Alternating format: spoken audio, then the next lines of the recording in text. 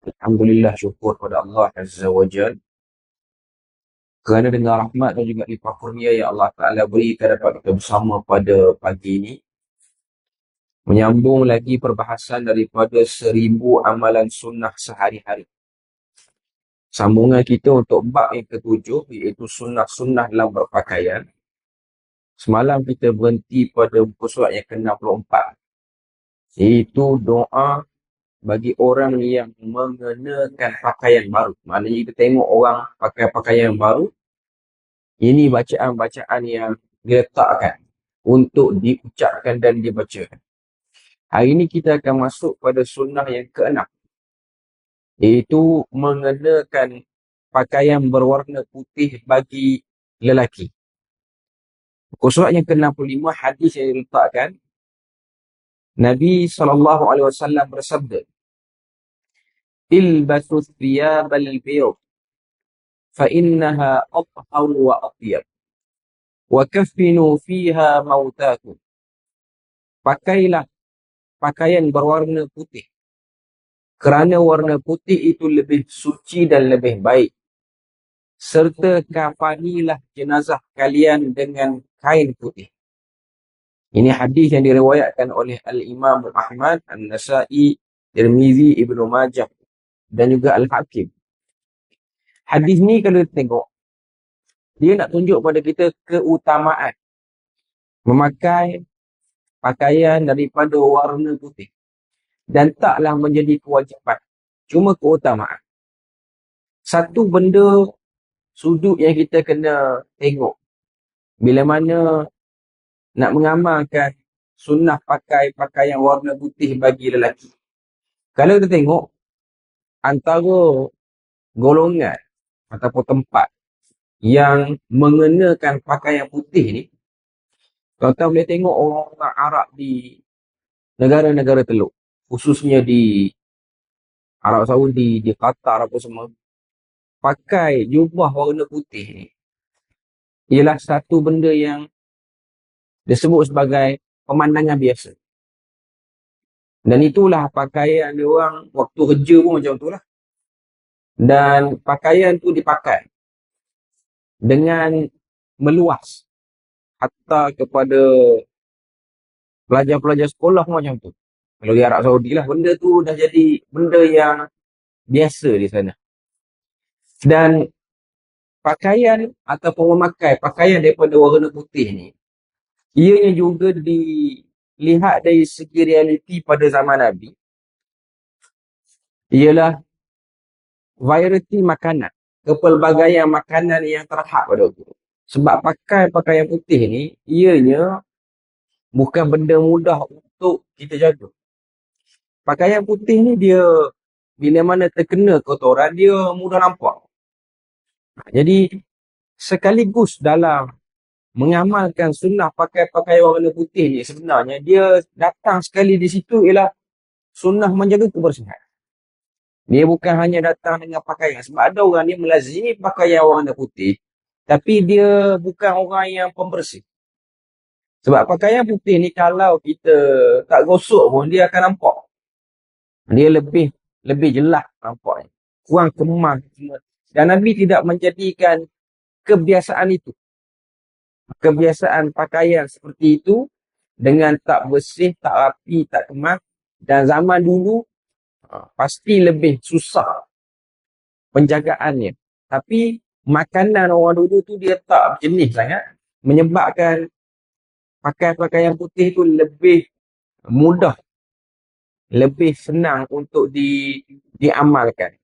Beza dengan kita orang Melayu, tambah orang Malaysia apa semua ni, antara sebab tak berapa nak pakai pakaian putih kerana alasan seperti itulah.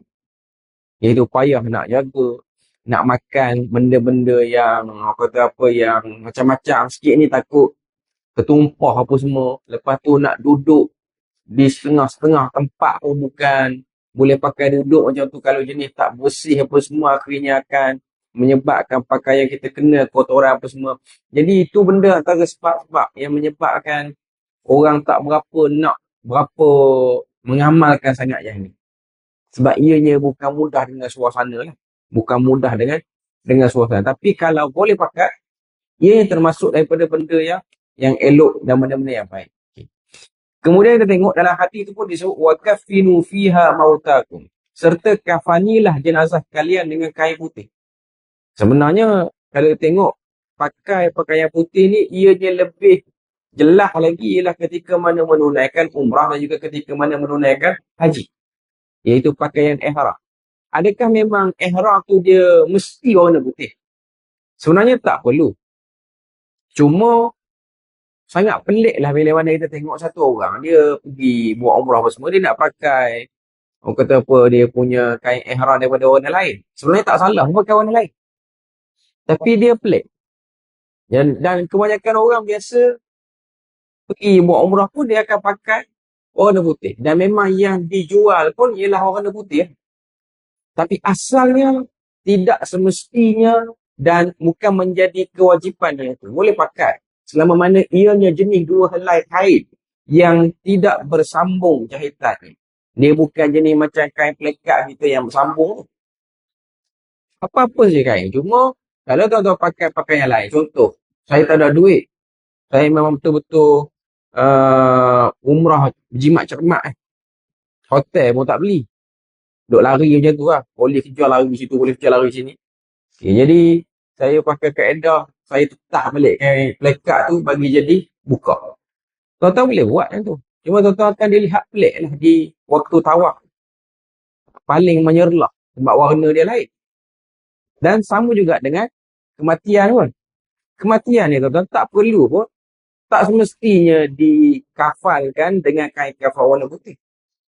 Tuan-tuan boleh pilih kain-kain lain, tapi dari segi tak biasa orang buat. Sebab tu bila mana Piramli dia pergi nangis bapak mentua dia kata nak pakai kain songkit untuk kafankan jenazah isteri dia, apa jawapan kawan tu? Dia tak pernah dibuat orang. Tapi betul ke? Boleh buat. Cuma mahal lah. Tuan-tuan boleh bayang kain songkit guna untuk jenazah. Tambah pula songkit Terengganu pakai.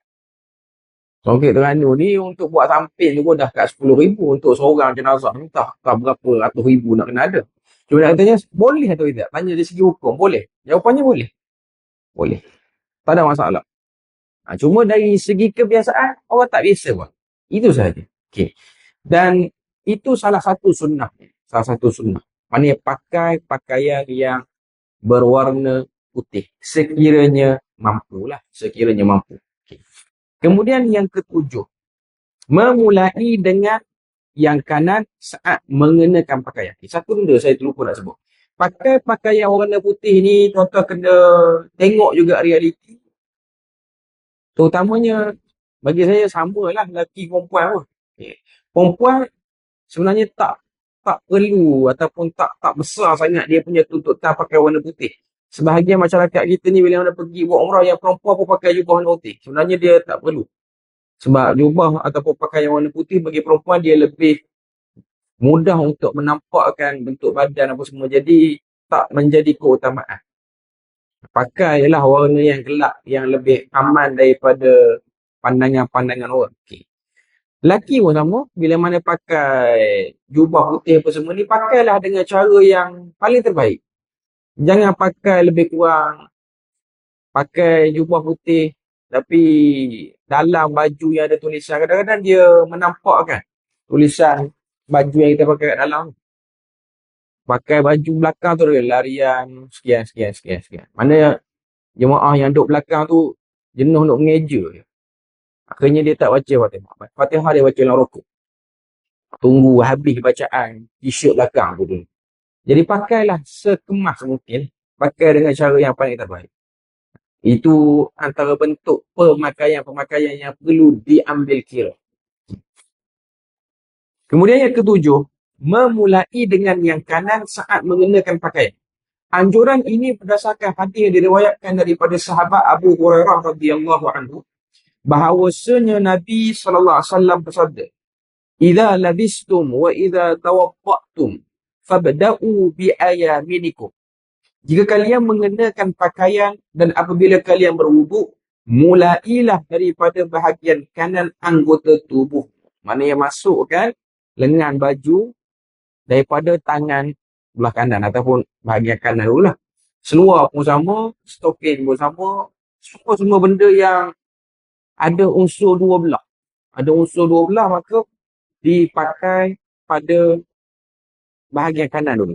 Juga diriwayatkan daripada sahabat Abu Hurairah radhiyallahu anhu, ia berkata, kana sallallahu alaihi wasallam idza labisa qamisan bada'a bimayaminihi. Rasulullah apabila memakai baju gamisnya, jubah lah, baju gamis ni ialah jubah. Beliau memulai daripada sebelah kanan. Ada yang mengatakan baju gamis ni ialah dia macam baju Melayu kita. Cuma butang dia daripada atas sampai ke bawah. Macam baju kemeja lah. Dia tak sampailah ke buku lali. Maknanya dia ke pinggang. Tak apalah, apa-apa saja. Sebab ianya bahasa yang berbeza-beza di kalangan masyarakat. Cuma nak kata pakaian yang Nabi pakai macam tu lah. Nabi pakai dengan tangan kanan. Maknanya Nabi sarung dengan belah kanan. Sarung dengan belah kanan. Kain pun sama. Cuma pemakaian kain pada zaman Nabi ni dia taklah kain macam kita pakai sekarang. Kain pelekat. Kain yang dipakai pada zaman Nabi bagi orang lelaki ni lah kain yang tak berjahit. Yang dipanggil dengan izar. Macam mana yang dipakai dalam ihram tu lah. Sebab tu kita akan tengok antara masyarakat yang mengamalkan pakaian kain jenis izar ni ialah orang-orang daripada Yaman. Itu cara dia pakai. Dengan corak yang berbagai-bagai lah. Cuma nak katanya, itu antara pakaian yang Nabi juga pakai. Izar. Jadi kita orang Melayu, kita pakai kain pelekat ni jenis yang dah jahit lah. Orang lelaki. Maknanya yang sudah bersambung. Tiada ujung dan tiada pangkal dia. Jadi waktu nak sarunglah daripada kaki kanan kalau pakai pada bawah. Kalau pakai pada atas, tak ada isu lah. Cuma ada kepercayaan. Saya ingat dulu waktu belajar sekolah. Yang mengajar ni ialah guru Quran. Kalau pakai kain pelekat, jangan sarung daripada atas. Sebab nanti belajar apa yang lekat. Dia kata. Sebenarnya memang yang pakai pada atas ni tak belajar pun. Jadi dia tak pakai kain pelekat pun, dia tak lekat apa pun. Itu hanya, hanya mitos semata-mata. Pakai daripada tepi ke, pakai mengesok daripada bawah ke, selama mana dia satu orang yang fokus dalam belajar, maka dia akan dapat. Cuma saya pun tak tahu kenapa benda-benda seperti ni wujud dan ada. Dan ada yang percaya benda tu. Ada yang percaya. Orang kata kepercayaan itu. Pakailah yang penting daripada belah kanan. Yang ke-8, ketika melepas baju dan celana, iaitu seluar, dimulai dari yang kiri kemudian yang kanan. Anjuran ini berdasarkan hadis diriwayatkan daripada sahabat Abu Hurairah radhiyallahu anhu bahawa Nabi sallallahu alaihi wasallam bersabda, muka surat yang ke-66, "Idzan ta'ala ahadukum falyabda' bil yumna wa idza khala'a falyabda' bis shimal wal yan'alhuma jami'an aw liyakhla'huma jami'an." Apabila salah seorang dari kalian memakai sandal, hendaklah ia memulai dengan kaki kiri. Dan ketika melepaskannya, memulainya dengan kaki kanan. Serta hendaklah memulainya dengan kaki kanan. Dan ketika melepaskan, memulainya dengan kaki kiri. Serta hendaknya ia memakai kedua-duanya atau melepaskan kedua-duanya. Jadi ada beberapa etika. Yang pertama, nak pakai kasut, pakai slipper ke apa, sarung dengan kaki kanan. Lepas dengan kaki kiri. Lepas tu, boleh juga guna kaedah dengan pakai dua-dua serentak. Cuma pakai dua-dua serentak ni macam mana cara dia? Lompat daripada tangga. Kena duduk lah. Kena duduk. Lompat pada tangga, tak sarung kaki, lah sekali jatuh, cium batu-batu kat depan. Okay. Ataupun lepaskan kedua-dua. Lepaskan kedua-dua pun kena duduk je. Maknanya itu cara dia. Poin dia ialah, apa-apa saja benda yang Nabi buat, mesti belah kanan. Mesti dimulai dengan belah kanan dulu. Sikat rambut pun daripada belah kanan. Naik kenderaan. Cuma naik kenderaan kita ni, motor boleh lagi belah kanan. Kereta tak boleh belah kanan. Kereta kita tak boleh nak menjadikan kaki kanan dulu. So, kalau dia driver. Kalau dia passenger dia boleh. Jadi kalau driver nak mengamalkan sunnah, dia kena masuk daripada passenger. Langkah dekat Dia tu baru boleh masuk. Tapi tak ada satu kerja yang pula nak buat sunnah sampai begitu-gitu. Masuk je lah, dah memang steering dia belah kiri, dah belah kanan, maka memang kena masuk belah kiri lah. Kalau tuan-tuan duduk negara yang steering belah kiri, memang boleh masuk belah kanan lah. Okay, cuma nak katanya, itu ialah sunnah-sunnah yang boleh diambil kira. Termasuklah pakai jam pun. Pakai jam. Sebenarnya tak ada isu pun pakai jam belah kanan, belah kiri. Semua boleh. Sebab jam tangan tu sendiri memang tak ada pun. Orang kata apa, asal pada zaman Nabi. Tapi kita pakai belah kanan. Kita pakai belah kanan. Dan tak salah pun orang yang pakai belah kiri pun tak salah. Pakai cincin apa semua. Ianya salah satu daripada manifestasi kita tengok Nabi Pak. Dia kita jadikan bahagian kanan selalu mendapat kemuliaan. Maka benda itu tak salah.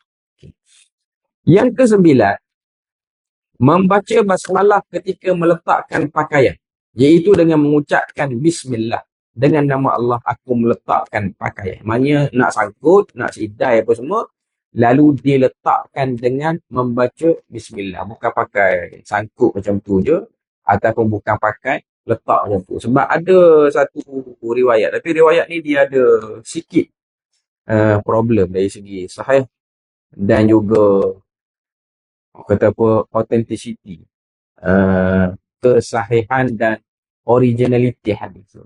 Iaitu ada riwayat dikatakan ini ialah daripada Abu Daud. Sekiranya pakaian yang kita pakai, kita letak, kita sangkut, kita tak sidai, sangkut, macam guna penyangkut baju, bukan hanger tu, maknanya yang macam belakang pintu semua. Okay. Dia akan berada di dalam baju yang tergantung tu ataupun penelipatan tu, ialah satu syaitan yang dinamakan dengan nama Ad-Dasim. Jadi syaitan tu akan menyebabkan berlakunya gangguan kepada kita. Antaranya ialah gangguan dalam rumah tangga. Tapi hadis ni tak berapa sahih lah. Tak berapa sahih.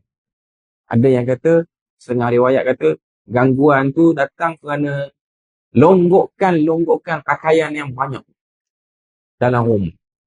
Maknanya dekat tempat tidur ataupun dalam tempat-tempat terbuka. Dia kalau longgokkan tu duduk dalam bakul, macam kita guna untuk laundry, tak ada isu. Sebab dia memang duduk dalam bekasnya tu.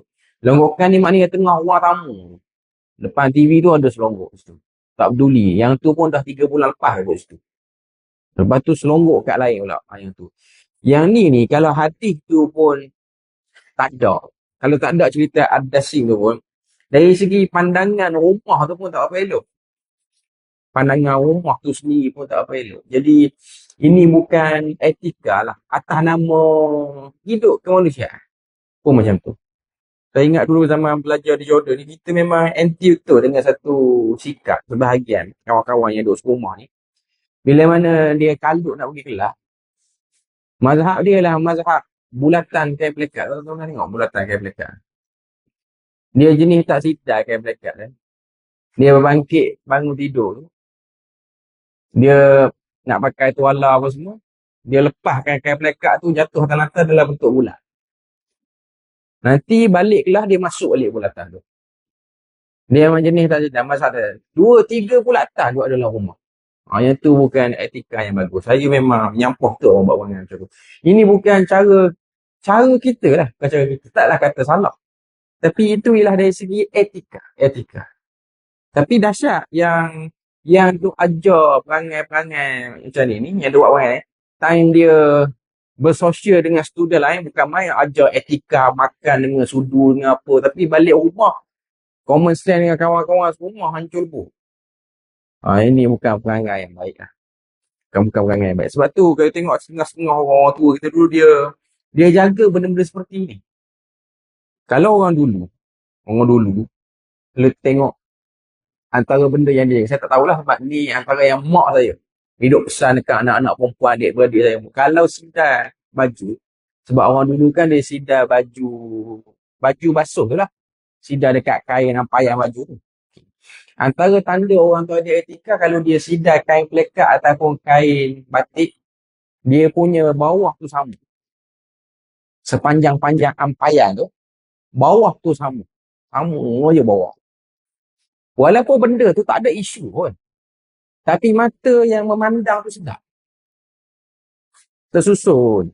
Dan benda, orang kata apa, kain tu duduk di bahagian paling luar dan pakaian-pakaian yang lebih pendek duduk pada bahagian yang dalam. Maknanya ampayan tu kalau ada lima, lima talinya ataupun 6 talinya. Pakaian yang jenis baju apa semua. Ini saya kata, dia bukan sunnah tapi dari segi etika nak bagi nampak kemas tu. Benda ni. Dia antara bentuk-bentuk yang bagus. Dalam tambah zaman dulu, ampayan ni, dia obvious. Kalau orang lalu, rumah kampung dulu kan, kalau lalu apa semua ni memang nampak ampayan. Bahkan menjadi petanda bagi orang kampung dulu, kalau dia sidar kain tu, dia akan ada jenis orang letak. Maksudnya itulah gambaran yang dalam rumah dia. Dari segi susunan pakaian. Jadi itu benda yang dari segi etika yang bagus dalam mengurus pakaian. Dia taklah sunnah, tapi nak tunjuk pada kita ini ialah orang yang dia pelihara elok baju dia. Dia jadikan kekemasan itu daripada benda yang kebiasaan dia harian. Okay. Kemudian kita tengok lagi muka surat yang ke-66 tu. Sunnah yang terakhir yang ke-10. Laki-laki dilarang berpenampilan seperti wanita dan wanita dilarang berpenampilan seperti lelaki. Larangan ini berdasarkan hadis yang diriwayatkan daripada sahabat Abdullah bin Abbas radhiyallahu anhuma. Ia berkata, la'ana Rasulullah sallallahu alaihi wasallam al-mutasyabbihina minar rijal bin nisa wal mutasyabbihati minar rijal bin nisa. Rasulullah sallallahu alaihi wasallam melaknat laki-laki yang menyerupai wanita dan melaknat wanita yang menyerupai lelaki. Ini hadis yang diriwayatkan oleh Imam Bukhari dan hadis yang sahih. Okay. Kita jangan ingat pakai pakaian perempuan bagi lelaki dan pakai pakaian lelaki bagi perempuan ni ialah memang, contoh kalau dia orang lelaki, dia pakai baju kurung perempuan, bukan baju kurung baju Melayu tu. Sebab kita belah utara ni baju Melayu ni pun panggil baju kurung, baju Melayu yang cekak musang tu ataupun yang keluk belanga. Kadang-kadang panggil baju kurung lah. Okay. Baju kurung tu ataupun kebaya. Okay. Sekarang ni ada trend yang kurang elok sikit yang berkait dengan apa yang kita buat ni. Sebab trend ni mulai diangkat oleh sebahagian orang sebagai benda normal. Tuan-tuan kalau ingat beberapa minggu lepas, taklah beberapa minggu, sekitar 2 minggu je lah, ada satu perhimpunan motor RXZ di Terengganu. Perhimpunan. Tak apalah, saya bukan nak bahas isu motor tu. Saya nak bahasnya ialah ada orang ambil video, geng-geng RXZ daripada negeri mana tak, datang ke Terengganu ni, signature dia beli penyu. Naik motor, beli penyu. Okay. Ada satu grup motor ni, dia pakai baju kelawar yang orang perempuan pakai tidur. Baju kelawar. Dia geng-geng motor, dia pakai baju kelawar. Semua baju kelawar sama warna, lepas tu, atas belakang tu ada penyu. Lepas tu ada orang buat caption. Orang lelaki simple nak bergembira. Jadi, ini bukan something funny lah. Inilah bentuk menormalisasikan pakaian perempuan. Tidak dikenali baju kelawar tu melainkan orang perempuan. Kita tidak mengenali baju kelawar itu dipakai oleh orang lelaki sebelum ada ni. Ini pun satu hal. Sebahagian orang buat family day pun ada perangai macam ni. Konon atas nama kelakar. Hidup dalam kelakar ni bodoh. Akhirnya kita hidup dalam keadaan macam tu. Hidup dalam keadaan meremeh-remehkan agama lah sekali. Kan ada orang dia buat pertandingan family day. Family day. Maknanya dalam tentative family day tu ialah isteri make up seorang. Isteri make up seorang. Make up bagi jadi macam perempuan. Satu hal. Yang kedua ialah memperagakan pakaian baju kelawar tu. Trending orang lelaki pakai baju kelawar ni ialah ketika mana COVID dulu. PKP. Atas nama nak buat kelakar-kelakar. Kita jangan ingat cerita orang lelaki menyerupai perempuan ni kena pakai baju kebaya tu. Inilah bermula bibit-bibit dia tu nak pergi yang tu. Dan kalau tengok dalam sebahagian kitab-kitab tafsir, bila mana datang ayat-ayat tentang teruknya perangai kaum Nabi Lut sehingga boleh jatuh kepada LGBT, jatuh kepada bina sejenis, dia bermula dengan yang ni. Dia bukan mari-mari terus minat lelaki. Dia bukan mari-mari terus minat perempuan sama perempuan. Dia datang dengan perempuan pakai baju lelaki, lelaki pakai baju perempuan. Dia datang dengan cara tu. Lepas tu dia akan pergi kepada bercakap benda-benda lucah, normalisasi benda-benda lucah secara terbuka. Dia akan pergi berperingkat. Dia akan berjangkit dia tu. Jadi ini bukan benda nak buat main lah. Bagi saya dia bukan benda yang nak buat main. Baju-baju yang dipakai oleh orang perempuan, walaupun baju tidur dia, dia tidak dijadikan sebagai bahan lawak. Cuma untuk kes pakai kain batik bagi lelaki, tengok pada budaya setempat. Kita tengok orang-orang Jawa, lelaki pakai kain batik. Benda tu normal. Sebab daripada dulu-dulu lagi, memang kain batik Jawa bagi lelaki, di Jawa, okey. Sama juga orang-orang Pantai Timur pun sebahagiannya pakai, orang lelaki pakai kain batik. Tapi sebenarnya orang kata, orang lelaki Pantai Timur pakai kain batik. Pakai kain batik bagi orang lelaki Pantai Timur ni ialah waktu buat kerja-kerja dan pakaian tu lebih kata apa, dikenali dengan orang-orang yang terlibat dengan aktiviti laut ni ya. Tahu-tahu tak akan jumpa, tahu-tahu pergi Terengganu ke Kelantan, yang pakai kain batik ni yang kerja pejabat. Tak akan jumpa benda tu. Tak berlaku benda tu. Ini orang yang duduk tepi laut. Tu pun orang duduk tepi laut, waktu dia nak pergi beli barang dekat kedai, dia tak pakai. Kat rumah tu lah dia pakai. Sebab itu bukan kebiasaannya. Itu bukan kebiasaan. Ada orang dia membiasakan. Atau macam setengah negara, kita tengok orang-orang Scotland. Dia pakai skirt. Okay. Itu pakaian bagi lelaki dia memang macam tu. Dia tidak pelik bagi lelaki dia. Yang ni atas nama budaya, kalau tempat tu okey tak apa. Sebab tu orang-orang Arab, bila dia tengok, dia datang ke Malaysia, dia datang ke Indonesia, apa, dia tengok orang lelaki di Malaysia dan Indonesia ni pakai baju batik. Bagi dia orang, kalau tu tengok, baju batik ni ialah benda yang tasyabuh bin nisa. Menyerupai perempuan. Sebab, ialah baju batik tu yang macam orang kerja pejabat pakai khamis tu. Ia tak biasa bagi setengah-setengah masyarakat. Tapi tempat kita benda tu okey. Benda tu okey, tak ada masalah. Dan tidak menjadi ciri-ciri keperempuanan pun.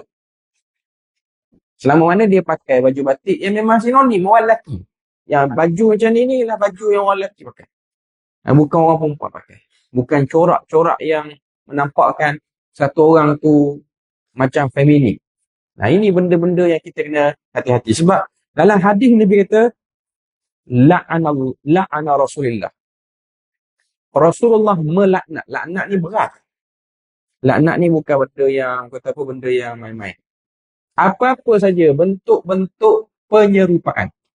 Lelaki dengan wanita, penyerupaan wanita dengan lelaki, hatta pada potongan rambut pun. Kena hati-hati.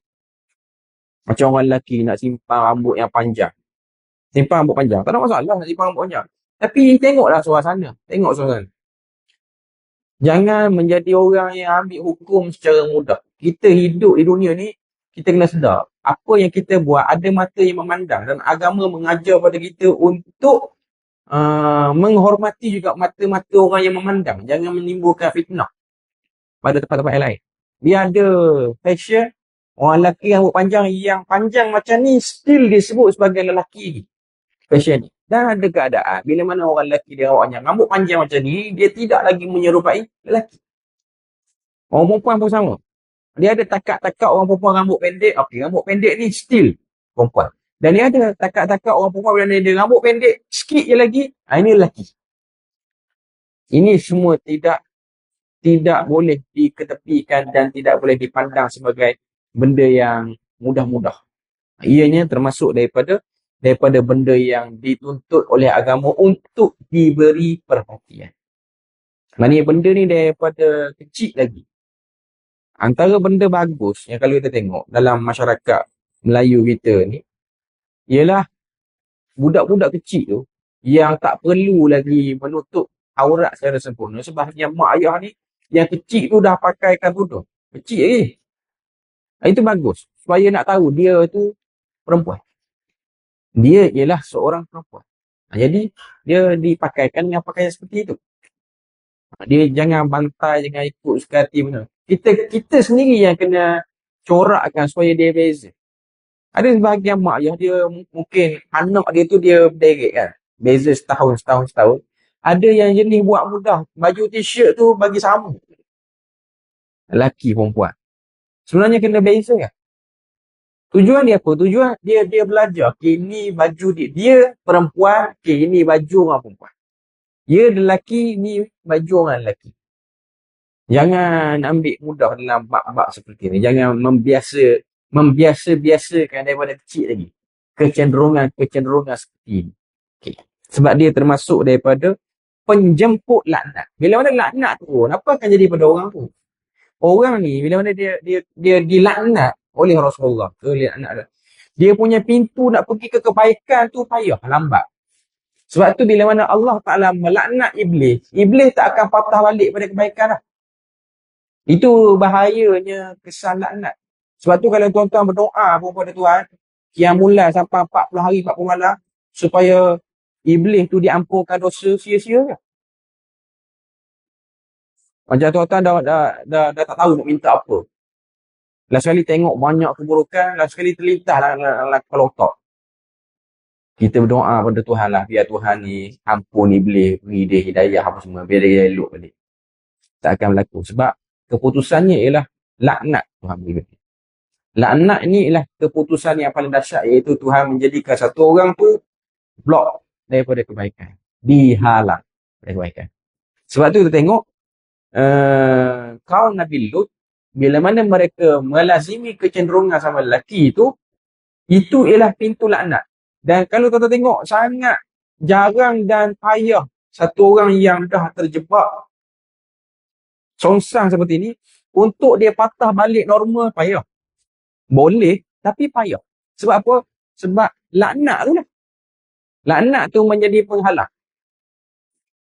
Orang yang terlibat dengan zina, orang yang terlibat dengan minum arak apa semua, untuk dia kembali semula menjadi orang yang tak melakukannya, ia lebih mudah. Sebab dosa ni dosa yang tidak menyebabkan turun laknat. Dia dosa besar, tapi tak turun lagi laknat. Melainkan dia dilakukan secara terang-terangan dan dia berbangga-bangga, yang tu cerita lain. Tapi kalau satu orang dia minum arak secara sembunyi-sembunyi, dia berzina secara tertutup ke semua, dia taklah menyebabkan kena laknat. Dosa yang dia buat tu dosa besar. Tapi laknat ni saya nak sebut ialah bila mana satu orang tu telah ditetapkan, Tuhan kata dia kena laknat aku. Maknanya dia sedang dibina benteng-benteng untuk tidak lagi dekat dengan kebaikan. Dia sudah digolongkan dengan kelompok yang tak tersentuh padanya kebaikan lagi. Okey. Jadi alhamdulillah selesai kita 10 sunnah untuk bab yang ke-7, iaitu berkaitan dengan sunnah-sunnah dalam berpakaian. InsyaAllah kali yang akan datang kita akan masuk bab yang ke-8, sunnah-sunnah ketika masuk dan keluar rumah. Kita berpada situ je untuk pagi ini. Moga Allah Ta'ala beri rahmat dan berkat. Subhanakallah wa bihamdik asyhadu an la ilaha illa anta wa astaghfiruka wa atubu ilaik. Wassalamualaikum warahmatullahi wabarakatuh.